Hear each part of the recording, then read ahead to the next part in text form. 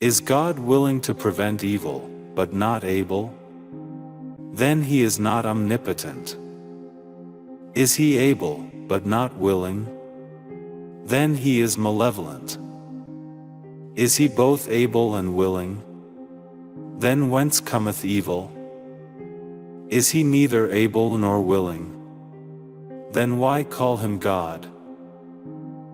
Haec ego non multis, scribo, sed tibi, satis enim magnum alter alteri theatrum summus.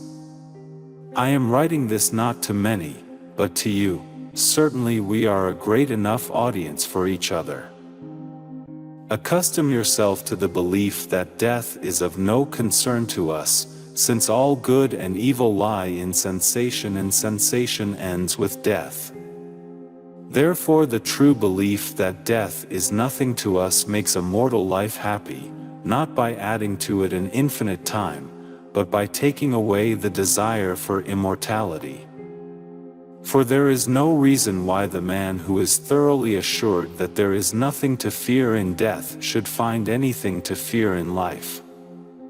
So, too, he is foolish who says that he fears death, not because it will be painful when it comes, but because the anticipation of it is painful, for that which is no burden when it is present gives pain to no purpose when it is anticipated. Death, the most dreaded of evils, is therefore of no concern to us, for while we exist death is not present, and when death is present we no longer exist. It is therefore nothing either to the living or to the dead, since it is not present to the living, and the dead no longer are. We must, therefore, pursue the things that make for happiness, seeing that when happiness is present, we have everything, but when it is absent, we do everything to possess it. Death is nothing to us.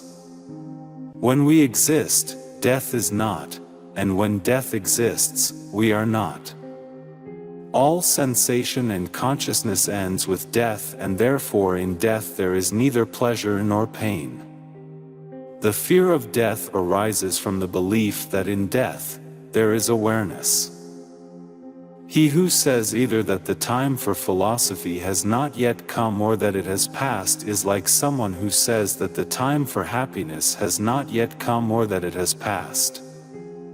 The gods can either take away evil from the world and will not, or, being willing to do so cannot, or they neither can nor will, or lastly, they are able and willing.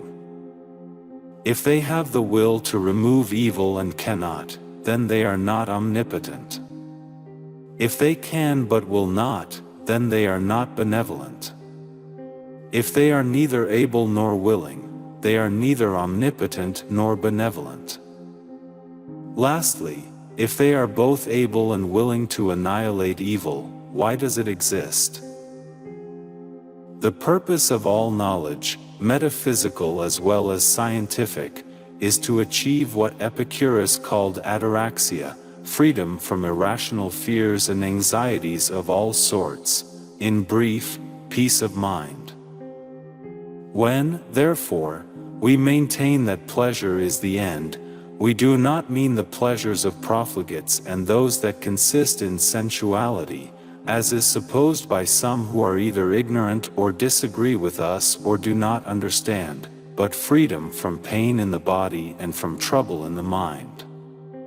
For it is not continuous drinkings and revellings, nor the satisfaction of lusts, nor the enjoyment of fish and other luxuries of the wealthy table, which produce a pleasant life, but sober reasoning, searching out the motives for all choice and avoidance, and banishing mere opinions, to which are due the greatest disturbance of the spirit. Right understanding that death is nothing to us makes the mortality of life enjoyable, not because it adds to it an infinite span of time, but because it takes away the craving for immortality.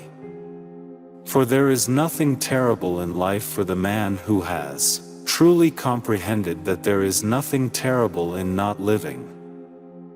The wise man who has become accustomed to necessities knows better how to share with others than how to take from them, so great a treasure of self-sufficiency has he found.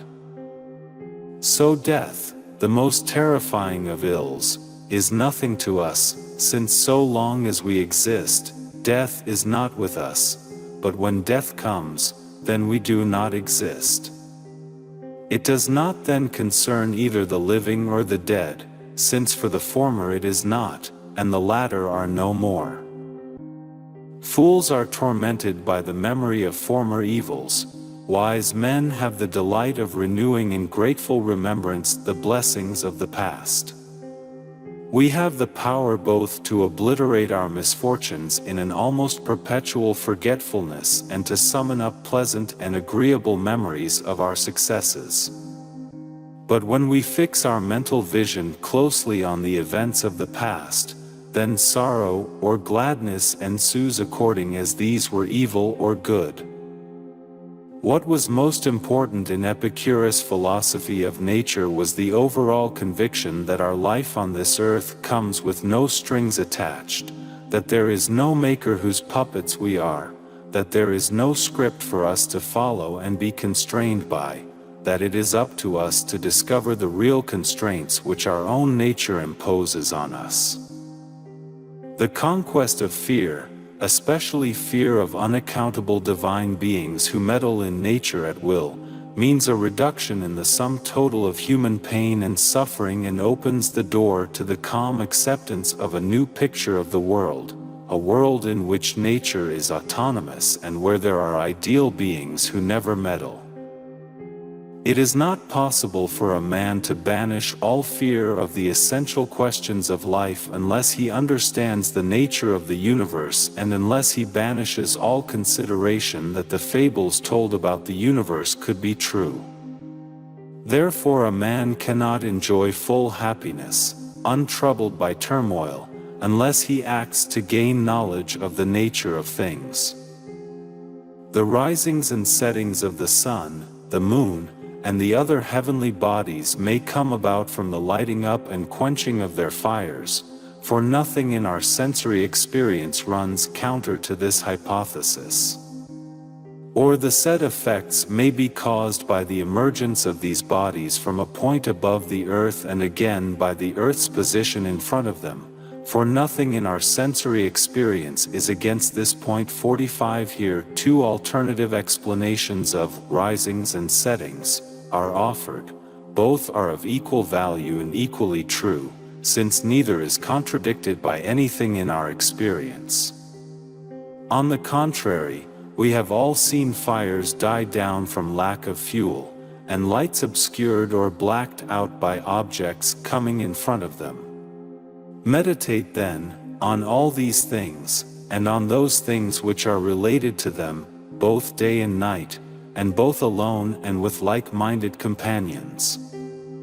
For if you will do this, you will never be disturbed while asleep or awake by imagined fears, but you will live like a god among men.